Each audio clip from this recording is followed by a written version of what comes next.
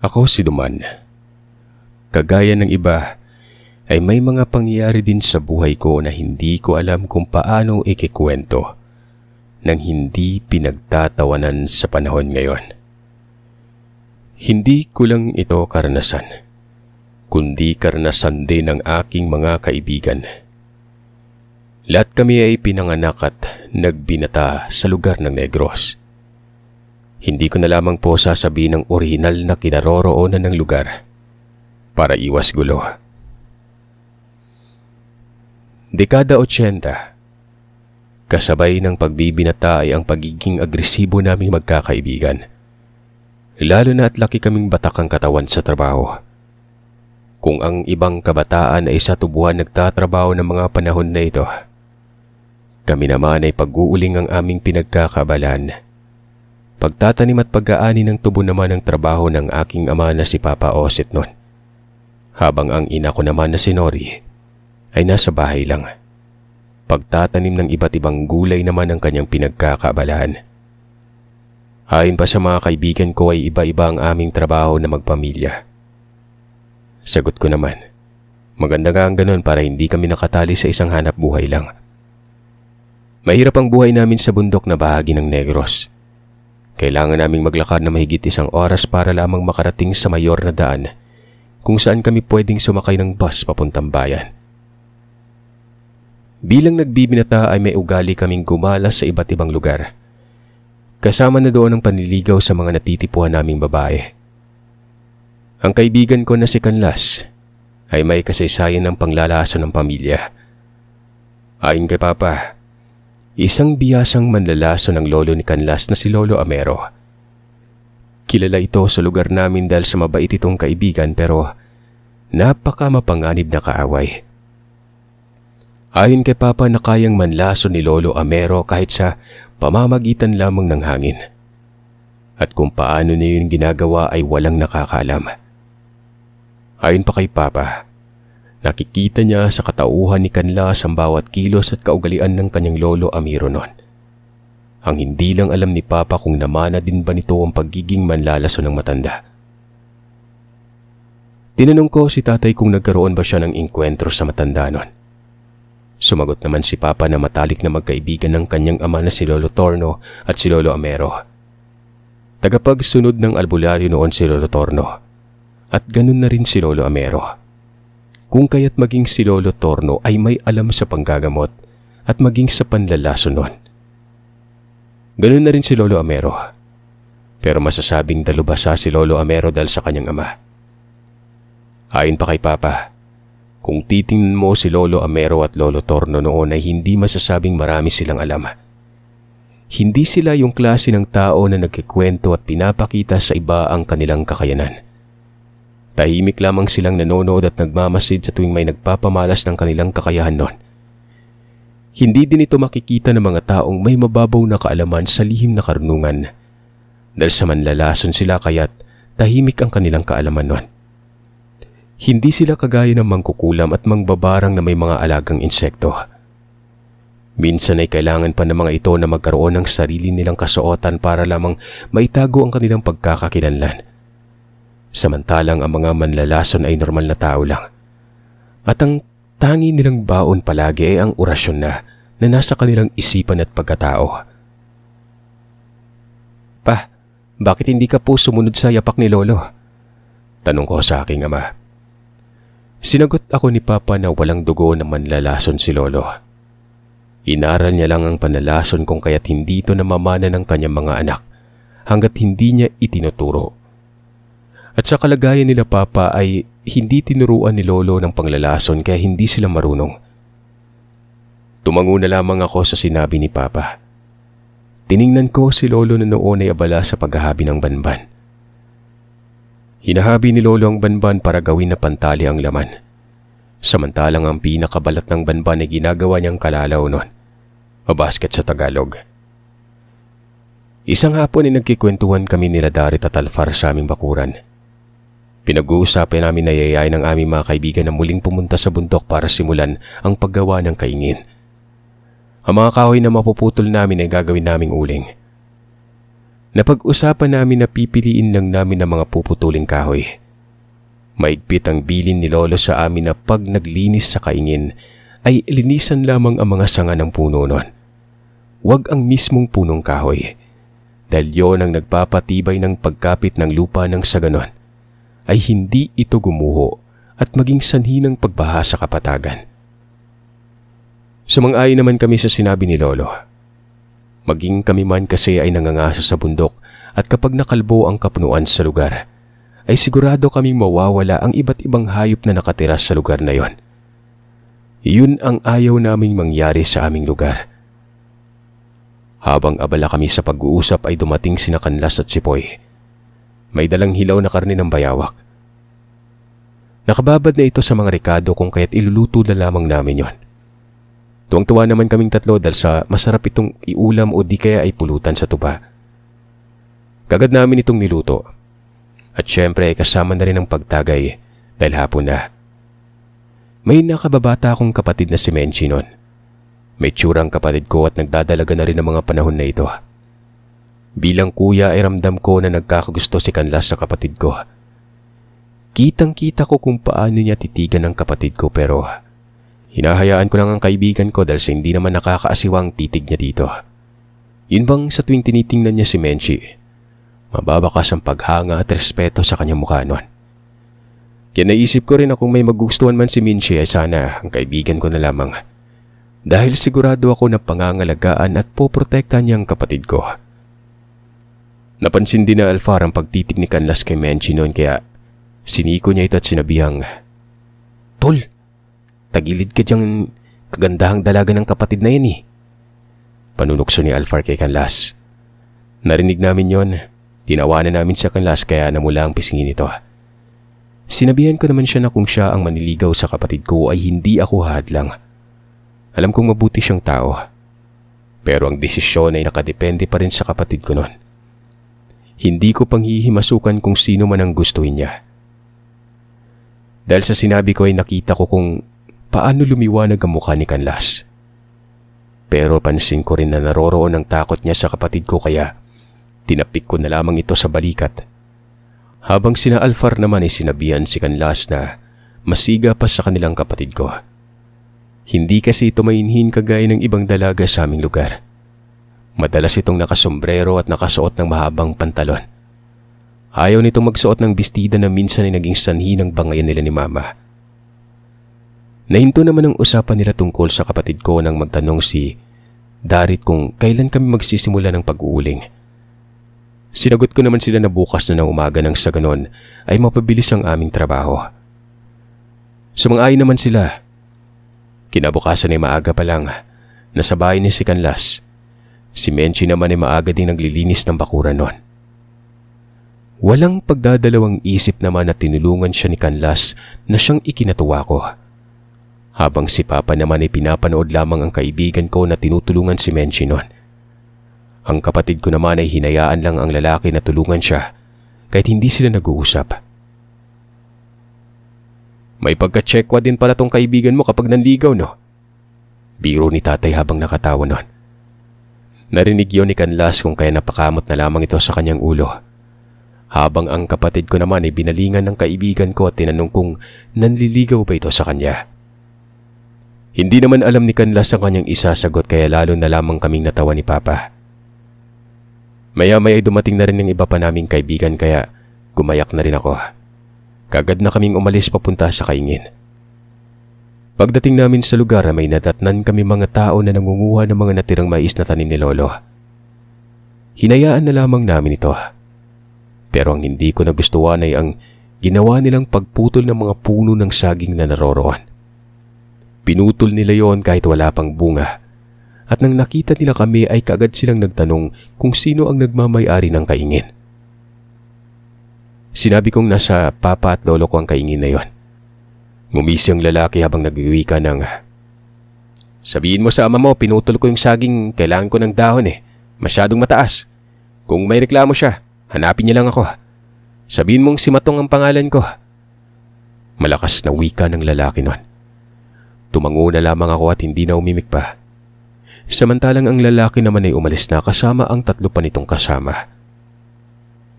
Malimit kong narinig ang pangalang Matong kay Papa. Ito ang tao na madalas pinoproblema ng mga tao sa kaingin. Ayon kay Papa, ay isang kuno-kuno na aswang si Matong. Hindi lamang siya kundi maging ang kanyang angkan. Hindi man nila tinatalo ang mga tao sa amin pero kinakawawa naman nila ang mga ito. Takot na lumaban ang mga tao sa pamilya ni Matong kaya hinahayaan na lamang nila ang mga ginagawa nito at ng kanyang mga kasama. Ilang sandali pa ay nagwika si Darit na namimihasa na si Matong. Sinabi niyang ginawa din ng lalaki sa kaingin ng kanyang ama ang ginawa nito sa kaingin ni Papa. Sinabi pa ng kaibigan ko na kung siya lang ang masusunod, gusto na niya sanang bigyan ng leksyon si Matong noon. Pero ang kinatatakot niya ay ang isipin na paano kung totoong ang aswang ito at ang buong ang kanya. Ayaw niyang may masamang mangyari sa kanilang pamilya. Napabuntong hininga na lamang ako sa sinabi ni Darit. Pero hindi na lamang din ako nagsalita pa. Tinuon ko na lamang ang pansin ko sa mga kahoy na pwede naming putulan ng mga sanga at ang mga maliliit na ligaw na puno na siyang puputulin namin para gawing uling nun. Tahimik lang naman din si Kanlas na animoy malalim ang iniisip nito. Tol, ayos ka lang ba? Pukaw ko kay Kanlas nun. Lumingon ito sa akin at ngumiti. Ayon sa kanya ay ayos lamang siya. May iniisip lamang siyang bagay. At ayon sa kanya ay pamilyar ang itsura ng lalaki na si Matong. Sinabi niyang kung hindi siya nagkakamali. Nakita niya ang lalaki. Pero hindi niya lang matandaan kung saan niya ito nakita noon. Sinabihan ko naman si Kanlas na hayaan na niya muna ang tungkol kay Matong. Itanong niya na lamang mamaya sa kanyang ama nang sa ganun ay maliwanagan ang iniisip niya. Tumango naman ang kaibigan ko at nagpatuloy na kami sa aming ginagawa. Dahil sa 4 kami magkakaibigan ang nagtulong-tulong sa aming gawain kaya mabilis naming natapos ihanda ang mga kahoy na aming gagawing uling noon. Saglit kaming nagpahinga. Nag-ihaw ng mais para sa aming merienda. Pagkatapos magmerienda ay kagad na kaming nagukay ng lupa kung saan namin ibabaw ng mga kahoy na gagawin naming uling noon. Mabilis namang inayos ang pagproseso ng pagsalansan ng kahoy. Nasigaan na rin namin ito at natambakan na ng mga dahon at lupa. Sa huli ay tinakpan namin ng dahon ng saging ang ibabaw ng lupang yon. Pagkatapos naming maayos ang aming ginagawa ay umuwi pa rin kami sa bahay. Takip silim na nang nakauwi kami sa kanya-kanya naming bahay noon. Pagdating ko naman sa bahay, nadatnan kong nagbubunga nga si Mama. Ayon sa kanya ay hindi pa nakauwi si Menchi samantalang kanina pa siya nakakaalis para bumili ng mga gagamitin niyang sangkap sa pagluluto. Hindi naman kalayuan ang tindahan sa amin, pero nasa 10 minuto din ang lakaran ng layo. At dahil sa magtatakip silim na kung kaya't walang sabi-sabi na akong sinundo si Menchi noon. Magkahalong pag-aalala at kaba ang nararamdaman ko. Ni minsan ay hindi natagalan si Menchi sa pag-uwi. Ngayon lamang ito nangyari kung kaya't hindi hamak na pag-aalala ang naramdaman ko para sa kapatid ko. Pagdating ko sa tindahan, kagad kong nakita na pinagdidiskitahan ng ilang kalalakihan si Menchi noon. Sinasaway naman ito na may-ari ng tindahan pero may edad na rin ng ginang kaya hindi na ito lumalabas sa kanyang tindahan. Kinuha ko ang kanilang atensyon at tinanong kung anong ginagawa nila sa kapatid ko. Nakita ko ang pisngi ni Menchi na namumula at halatang sinampal yun ng kung sino man sa 3 kalalakihan. Sa galit ko, dali-dali kong sinunggaban ng lalaking humahawak sa braso ni Menchi at kaagad kong sinuntok. Tumilapon ng lalaki sa lamesa kung saan sila nagiinuman. Muli yung tumayo at hinarap ako pero hindi ko napansin na may hawak na kahoy ang isa sa mga ito. Hinataw ako sa batok nun. Mabilis akong nakailag pero tinamaan pa rin ako sa tagiliran. Pinagtulungan ako ng kalalakihan samantalang si Menchi ay mabilis na tumakbo at humingi ng tulong. Nakasalubong niya si Papa at Kanlas na noon pala ay nagmamadali na rin sumunod sa akin noon. Pinagtulungan nilang bugbugin ang kalalakihan na napag-alaman naming ang isa pala doon ay pamangkin ni Matong. Nagkagulo sa tindahan, bumaliktad ang sitwasyon. Ang mga kalalakihan naman ang binugbog namin kahit pa nagpakilala ito na pamangkin siya ni Matong noon. Awang-awa ako sa kapatid ko nang nakauwi na kami sa bahay. Nanginginig ito sa takot. Ayon sa kanya ay hindi siya tumakbo o umalis sa tindahan dahil natatakot siyang baka mahabol siya ng kalalakihan at gahasain siya. Kaya tiniis niya na lang ang pangdidiskita ng mga ito. Sinabi niyang hindi rin makaalis ang matandang nagmamay-ari ng tindahan dahil takot din to sa kalalakihan nun. Samantalang si Kanlas naman ay halata ang galit at pag-aalala sa kanyang itsura. Walang ano-ano ay lumapit ito sa akin at nagwika ng, "Tol, mukhang hindi maganda mangyari ngayong gabi. Kung ayos lang ba sa inyo, dito na muna ako manatili?" Tanong nito. Lingid sa kaalaman ko ay narinig ni Papa ang sinabi ni Kanlas. Kaya siya na mismo ang nagwika na pinagpasalamat niya na sasamahin kami ni Kanlas ngayong gabi. Umiiyak naman si Mama habang inaasikaso niyang natatakot pa rin na si Menchie noon. Hindi na natiis ni Kanlas ang panginginig ng kapatid ko. Kumuha ito ng inumin na tubig. Nilagyan niya ng asin at inosalan. Pagkatapos ay pinainom niya ang tubig kay Menchie. Nung una ay nagdadalawang isip pa si Menchie na inumin ang tubig pero nagwika si Kanlas ng, "Walang lasa niyan. Purong tubig at konting asin lang yung laman ng baso. Inumin mo na para bumalik yung lakas mo." Kagad na ininom ni Menchie ang iniabot na tubig ni Kanlas. Si Mama ay nagsimula na namang magbunganga sa mga nangyari sa amin. Sinasabi niyang kakasuhan niya ang mga lalaki na nambastos kay Menchie noon. Hinahayaan lamang namin ito sa kanyang pagbubunganga. Abala naman si Papa sa paggamot ng sugat ko gawa ng paggampas nila ng kahoy noon. Nang maayos ng kalagayan namin ay doon pa lamang kami nakakain ng hapunan.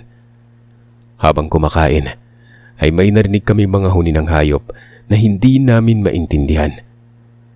Alanganing huni ng inahin o hindi kaya ay huni ng itik. Maya-maya pa ay huni naman ng galit na baboy ang narinig namin noon. Ilang sandali pa ay nakaramdam kami ng pagyanig ng lupa. Kasunod nito ay ang malakas na pagbunggo sa dingding ng bahay. Ramdam namin ang mahinang pag-uga ng dingding noon. Kahit pagawa ito sa matibay na tabla ng kahoy ng nara. Natakot si Mama at Menchie sa ginagawa ng nilalang sa labas. Habang si Kanlas naman ay tumayo at kumuha ng isang tabong tubig noon. Akala namin maghuhugas lamang ito ng kamay dahil sa kinakawkaw niya ang kamay niya sa isang tabong tubig na ito. Tahimik lang naman si Kanlas habang paulit-ulit na kinakawkaw ang kamay niya sa tubig. Tatanungin ko na sana siya kung ano ang kanyang ginagawa. Pero siniko ako ni Papa. Sinabi niyang hayaan ko si Kanlas sa kanyang ginagawa. Kung kaya't nagkasya na lamang ako sa pagmamasid sa kanya noon. Walang ano-ano. Binuksan ni Kanlas ang bintana. Mabilis na isinaboy ang tubig sa labas noon. Ramdam namin na parabang may natamaang nilalang si Kanlas sa pagsaboy niya ng tubig. Nung una ay narinig pa namin ang pagiging agresibo ng nilalang. Pero habang tumatagal ay tila ba nahihirapan na ang nilalang na yon, na siyang naging sanhi para tumakbo ito palayo. May sumunod din sa nilalang sa pagtakbo. Pero kagaya ng kanina, mahina na rin ang kasama nito. Base sa naririnig namin mula sa loob ng bahay. Kinabukasan maagang-maaga pa lang ay umuwi na si Kanlas sa kanila. Habang si Papa ay ipinagpaliban na munang pagtatrabaho sa tubuhan. Ilang minutong lumipas sa may tumatawag sa labas ng bahay. Nang tingnan ito ni Mama, ang kasama nito ni Papa sa trabaho. Ayon dito ay narinig nila kung ano ang nangyari kagabi sa tindahan, kaya nila pinuntahan si Papa sa bahay para magtanong kung kamusta na ito. "Salamat sa pag-aalala niyo mga pare. Ayos ako at ang mga anak ko." Saglit pa na nanatili ang dalawang kasama ni Papa sa trabaho. Nakipagkwentuhan sila kay Papa. Sinabi din nila kay Papa kung gaano kadelikado si Matong. Tumango naman si Papa sa sinabi ng kanyang kasamahan. Pinag-iingat din siya ng mga ito dahil ayon sa kanila ay kilala nila si Matong. Hindi ito matahimik hanggat hindi ito nakakapaghigante. Siya pa'y maghigante. Ganun yung pamangkin niya yung nambastos at nagbalak na gasain yung kaisa-isang anak ko na babae. Kung hindi pa sinundan ng panganay kong anak yung kapatid niya, siguro may masamang nangyari na sa bunso ko. Pagkikwento ni Papa sa kanyang mga katrabaho nun. Sinabi ni Papa na pinapalampas niya ang mga ginagawa ni Matong sa mga pananim namin sa Kaingin. Pero ibang usapan na kapag ang mga mahal na niya sa buhay ang kinanti ni Matong o sino man sa pamilya nitong kumante. Dahil sa sinabi ni Papa ay humingi ng paumanhin ng mga kasama niya. Ayon sa kanila ay ayaw nila makisali sa gulo. Ayaw nilang ang pamilya naman nila ang balingan ni Matong ng kanyang galit. Tumango naman si Papa dahil naiintindihan naman niya ang punto ng kanyang kasamahan. Hindi na nagtagal ang dalawa sa bahay. Kaagad din silang umalis pagkatapos nila makipagkuntuhan kay Papa. Pero ang isa sa kasama ni Papa na si Mang Tano, binigyan niya si Papa ng punyal. Ayon kay Mang Tano, ang punyal na yun ay maikilang pero gawa ito sa buntot ng pagi. Sinabi din ito kay Papa na galing pa yun sa kaibigan ng kanyang lolo na isang albularyo. Binigay ng albularyo sa kanyang punyal nung siya ay edad 15 anyos pa lamang. Ni minsan ay hindi ko pa nagamit pre. Dahil ayon sa kaibigan ni lolo ay isasaksak ko lang ang punyal sa mismong aswang. Dahil kapag yan ay sinaksak sa ordinaryong tao lang mawawalan ng bisa ang mga buhay na salita na pinakawalan niya bilang gabay ng punyal. Nagpasalamat naman si Papa kay Mang Tano. Pumasok na rin si Papa sa loob ng bahay pagkaalis ng kanyang kasamaan sa trabaho. Isang oras ang nakalipas ay dumating si Lolo para tingnan ang aming kalagayan. Dahil may konting alam si Lolo sa lihim ng aral kaya pinakita ni Papa kay Lolo ang punyal na binigay sa kanya ng kasamahan niya noon. Namangha naman si Lolo nang nakita niyang punyal na ito. Kinumpirma niya rin kay Papa na tama ang lahat ng sinabi ni Mang Tano tungkol sa punyal na gawa sa binsol ng pagi. Sinabi niya rin na meron ding binsol ang sinasamahan niyang albularyo dati at binigay yun ng kanyang maestro sa lolo ni Canlas. Sinabi din ni Lolo na kung tama ang hinala niyang si Canlas ang nagmana ng pagiging manlalason ng kanyang lolo, ay maaaring na kay Canlas din ang punyal ng kanyang lolo na gawa sa binsol ng pagi. Humanga ako sa kaibigan ko nang sinabi na yun ni Lolo. Ni minsan ay hindi namin nakita ang punyal dahil hindi naman pinapakita ng aming kaibigan yon. Kinahaponan ay muling bumalik si Canlas sa bahay dala ang balitang wala nang buhay ang ama ng lalaki na nakalaban namin kagabi. Ganon din ang panganay nitong anak na lalaki nun. Kung ganon, hindi si Matong ang sumugod sa bahay kagabi? Ganon ba tol? Tanong ko sa kanya. Tanging pagtango lamang ang nasagot ni Canlas sa tanong ko sa kanya. Maya-maya ay lumapit si Papa sa amin at pinakita niya kay Canlas ang punyal na galing sa kasama niya sa trabaho.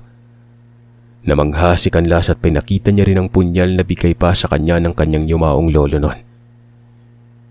Dahil dito, nakumpirma ni Lolo na kay Canlas ipinamana ang punyal ng kanyang kaibigan.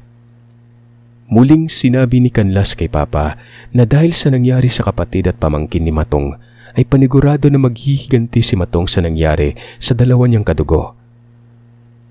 Sumagot naman si Papa na total ay matagal na siyang nagpasensya kay Matong. Siguro ay panahon na para harapin na niya ang lalaki. Nang sa ganun ay matapos na ang kung anuman ang kinagagalit nito sa pamilya namin. Sumapit ang takip silim. May nakita kaming tao na pabalik-balik sa labas ng aming bakod.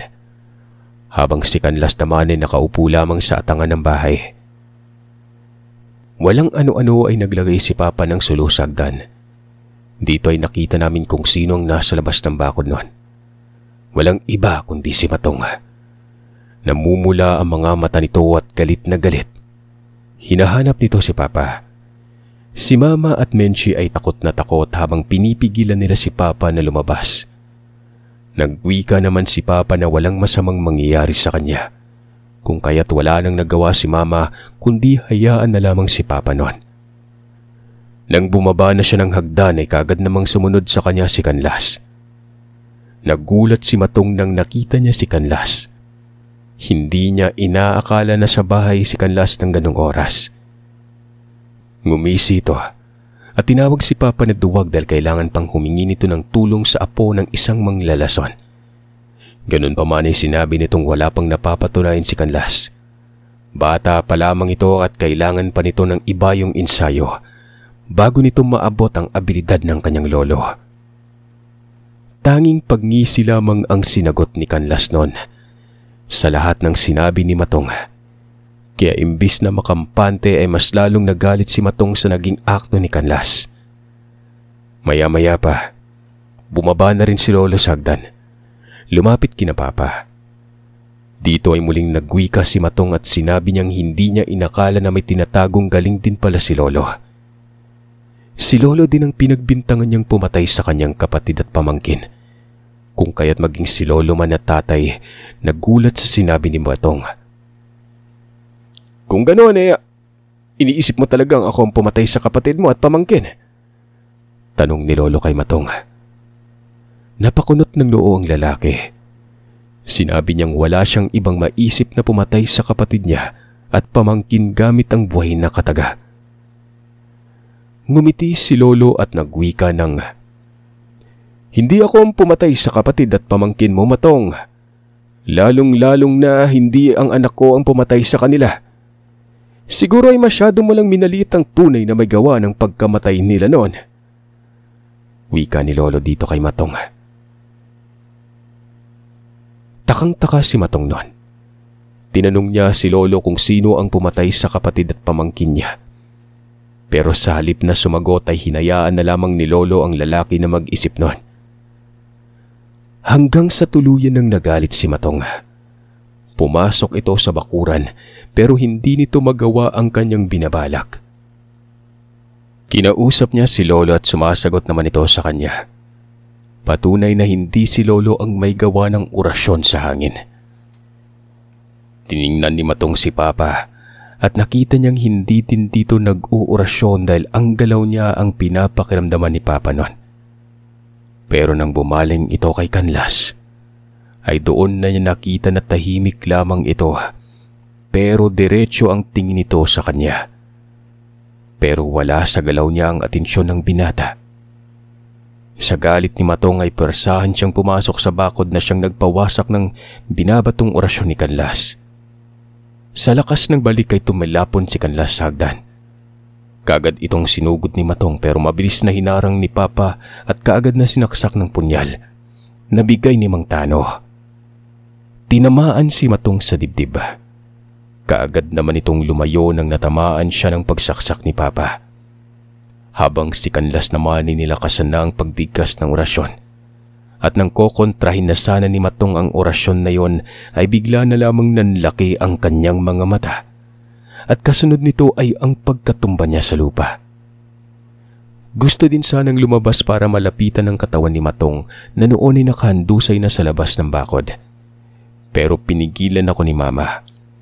Kung kaya't nasa pintuan na lamang ako nakatanaw sa nakahandusay na katawan ng lalaki sa labas ng bakod noon. Nagtataka ako kung bakit para bang umuusok ang katawan ng lalaki. Nung una, akala ko ay namamalikmata lamang ako. Pero ang akala ko na yon ay naging katotohanan nang nakita ko na totoong ang umuusok ang sugat ng lalaking ito. At ang usok ay nagmumula sa sugat nito sa dibdib noon. Sugat yun ng punyal na gawa sa binsol ng pagi. Habang tumatagal ay lumalaki ang sugat ng lalaki at sa bawat paglaki ng sugat ay siyang pagkalat ng usok na animoy sinusunog ng sugat na yon ang buong katawan ng lalaking ito. Gusto sanang lapitan ni Papa ang katawan ni Matong pero pinigilan na siya ni Lolo. At nang tingnan niya si Kanlas, nakita niyang may dugo na lumalabas sa ilong nito. Kinabahan si Papa nang makita niya yon kaya mabilis na niyang ipinapasok ang kaibigan ko sa bahay. Humingi lamang si Kanlas ng malinis na tubig. Sa kauna-unahang pagkakataon ay mabilis na gumalaw si Menchi para kumuha ng tubig noon. Kinuha naman ito ni Kanlas at binuhos sa kanyang bunbunan. Hindi nagtagal ay nawala na rin ang pagtulo ng dugo sa ilong ni Kanlas noon. Kaya nakahinga kami ng maluwag nang makita namin na maayos ng kalagayan niya. Muling pumasok sa isipan ko ang katawan ni Matong na nasa labas lamang ng bakuran. Titingnan ko ito pero pinigilan na ako ni Lolo. Sinabi niyang wala na akong makikita doon ni konting palatandaan na naroroon kanina si Matong. Nagtataka naman ako sa sinabi ni Lolo dahil sa naroroon lamang ito kanina. Pero sinabi niyang isa yon sa mga lihim na karunungan na mahirap ipaliwanag. Dahil sa sinabi ni Lolo, tumahimik na lamang ako at ibinaling na lamang ang atensyon sa dalawa. Kina Menchie at Kanlas, na tila ba bigla na lamang nagkaintindihan kahit walang nangyaring ligawan. "Hoy, Kanlas! Kung gusto mo yung kapatid ko, baligawan mo ha! Hindi pa kita narinig na kumanta kaya kailangan humarana ka." Pabiro ko nun, na naging dahilan para magtawanan kaming lahat. Napakamot na lamang sa ulo si Kanlas, habang si Menchie ay tila ba nakaramdam ng hiya kaya pumasok na ito sa kanyang silid nun. Kinabukasan ay wala man lamang akong nakitang bakas ni Matong sa aming bakuran. Para bang hindi ito nangyari. Bagay na nagpagulo sa isipan ko. Pero alam ko na ang sagot ay dahil na naman sa kapangyarihan ng lihim na karunungan. Kumalat din ang balita tungkol sa pagkamatay ng mag-ama. Ayon kay Poy na nakarinig sa kwento ng asawang babaeng namatay, halos sabay na inatake sa puso ang kanyang mag-ama. Ayon kay Poy, ay sinabi ng ginang na narinig niya ang pag-ungol ng kanyang asawa. Ginising niya ito pero hindi ito nagigising.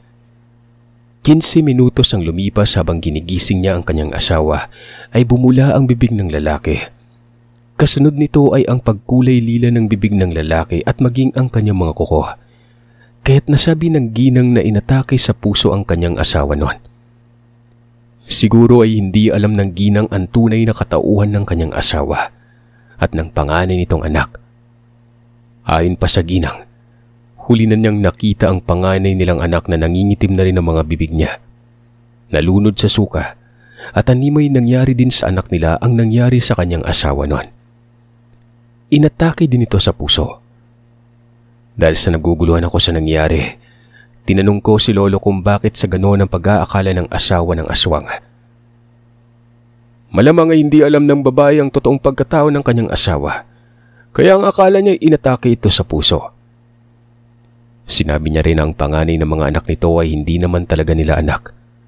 Pamangkin ito ng lalaki, anak yun ni Matong. Nag-iisa lamang ang anak na mag-asawa. Yun ay ang bumastos kay Menchie. Dahil sa sinabi ni Lolo ay naliwanagan ako kung bakit ba sagulero ang lalaking nambastos kay Menchie noon. Nag-iisa palang anak. Nagkaroon pa ng mga kadugong aswang kaya malakas ang loob na gumawa ng kalokohan. Dahil sa nangyari, bumait ng lalaki na mahilig gumawa ng gulo sa lugar namin. Hindi din sila nagtagal ng kanyang ina sa lugar. Lumipat sila ng tirahan sa lugar kung saan ipinanganak ang kanyang ina noon. May mga usap-usapan pa rin patungkol sa manlalason. Pero hindi naman talamak. Nangyayari lamang yan kapag may taong nadidihado at ang natatamaan ng lason ay ang mga taong gumagawa ng kalokohan.